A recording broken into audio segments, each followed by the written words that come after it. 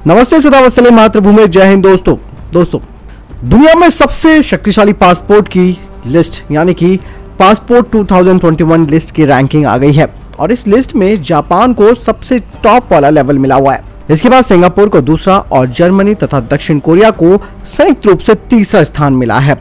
सबसे शक्तिशाली पासपोर्ट की लिस्ट में चीन और संयुक्त अरब अमीरात ने जोरदार छलांग लगाई है, तो वहीं सबसे खराब पासपोर्ट में अफगानिस्तान जो कि 116वें नंबर पर है और आखिरी स्थान पर है।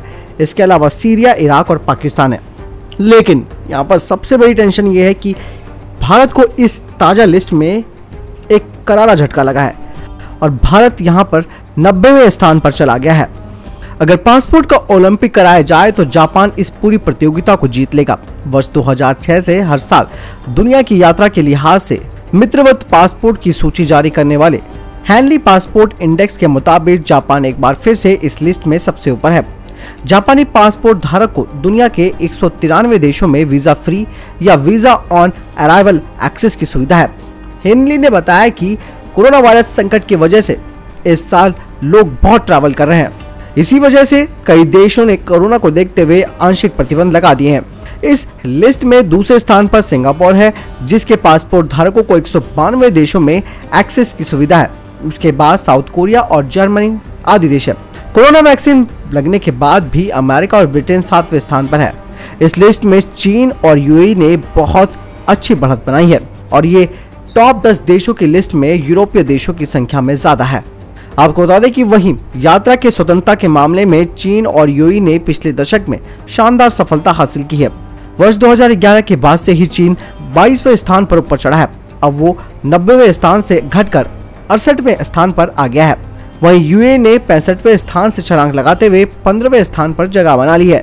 यूएई ने पिछले एक दशक में अपने राजनीतिक संबंधों को मजबूत किया है। यही वजह है कि उसके नागरिकों को 174 देशों में आसानी से पहुंच मिल जाती है। एक दशक पहले ये संख्या केवल 67 थी। बात करते हैं भारत की।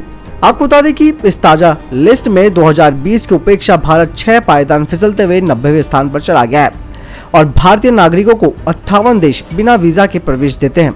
साल 2020 में भारत का स्थान 84 था।